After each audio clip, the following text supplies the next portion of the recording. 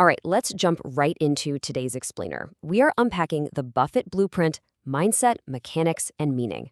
And look, if you think we're just going to sit here and analyze stock charts or crunch technical data today, you might want to think again.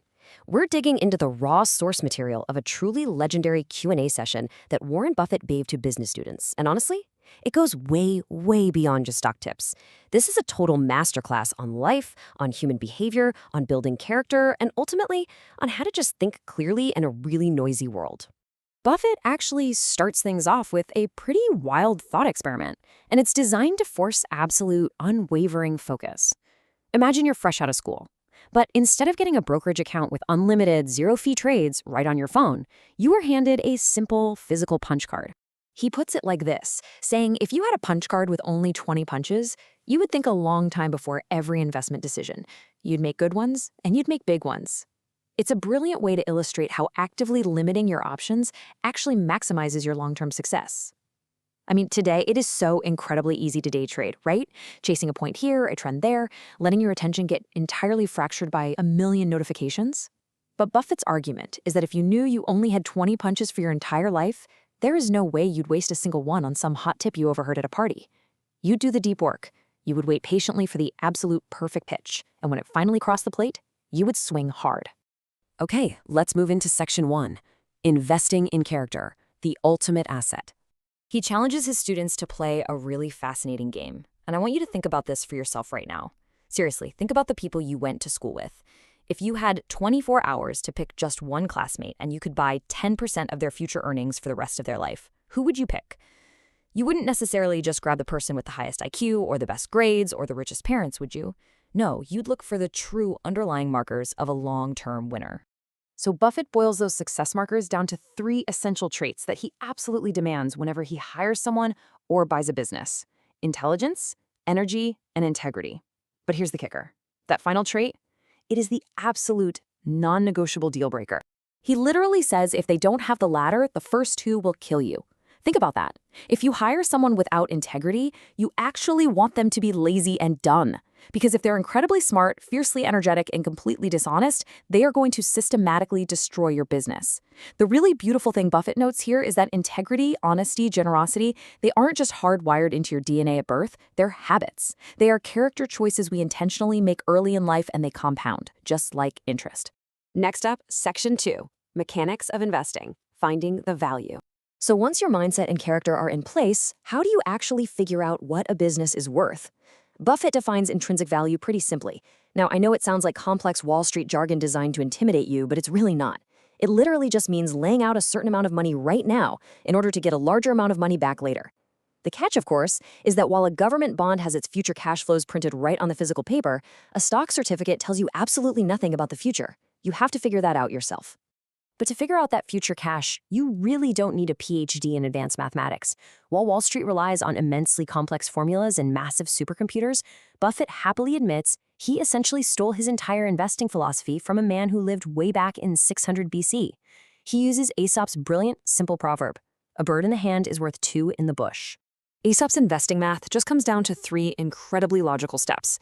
If you're going to give up your bird in the hand today, your hard-earned cash, you need to know exactly how many birds are in the bush, when you'll get them out, and how absolutely sure you are they're really in there. And here is the secret to the whole thing. You can only answer those 3 questions accurately if you stay strictly within your circle of competence. You've got to stick to the businesses you actually understand inside and out. All right, section 3, the reality of mistakes, learning from failures. Because look, even the Oracle of Omaha isn't immune to devastating errors, and how you handle your failures is just as vital as picking your winners. Early in his career, Buffett was taught to actively hunt for cheap, ugly, failing stocks. Actually, he called it the cigar butt approach. It's like finding a soggy, discarded, disgusting cigar on the street with exactly 1 free puff left in it. He readily admits his purchase of the original Berkshire Hathaway, which is a failing textile mill at the time, was exactly this kind of massive trap. Time is the mortal enemy of a lousy business.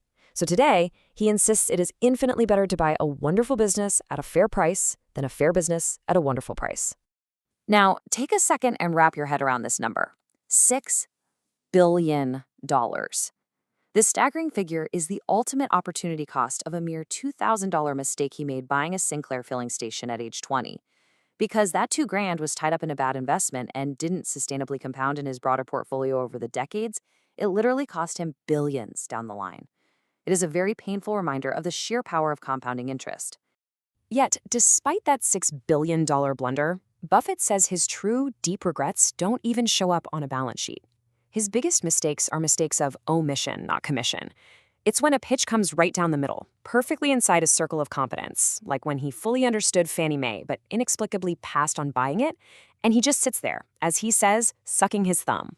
Missing a massive obvious opportunity you truly understand hurts him way more than taking a calculated swing and missing. Moving on to Section 4, the power of customer focus, beating corporate scale.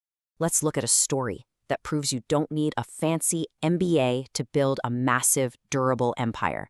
Consider the incredible journey of Rose Blumpkin, affectionately known in Omaha as Mrs. B. She arrived in America fleeing poverty, unable to speak a single word of English. She couldn't read or write. But through absolute sheer grit, she saved $500 and built the largest home furnishing store in North America. She defeated massive corporate competitors for one simple, undeniable reason. From the moment she woke up to the moment she went to sleep, her only thought was how to take care of her customer. Buffett bought her business on a handshake when she was 89 years old. Relentless customer focus will always beat corporate scale. Let's jump into Section 5, Market Psychology, the Bizarre Disconnect. Buffett breaks down the psychology of the broader market, and it's incredibly relevant for any investor watching today. Notice the total disconnect here. Throughout the entire 20th century, the underlying U.S. economy and GDP per capita grew steadily, reliably, decade after decade. But the stock market didn't mirror that reality at all. It stagnated for 20 miserable years, then suddenly boomed 500% in the roaring 20s, and then was viciously cut in half for another 2 decades. The actual economy was a smooth, upward line of progress, but the market was a violent, volatile roller coaster. So why does that happen? Well, the answer is just basic human nature. Buffett reminds us that investors chronically look in the rearview mirror. If they see their neighbors making easy money in a boom, they desperately rush in. If the market is flat for a few years, they get painfully bored and leave entirely. True wealth requires the temperament to detach from that emotional crowd. You don't need off-the-charts brains for this. You just need to remain perfectly rational when everyone else around you is acting crazy. And finally, Section 6, the ovarian lottery, luck and philanthropy. This brings everything back full circle, 50 to 1. Those were the overwhelming odds against Buffett being born in the United States in 1930.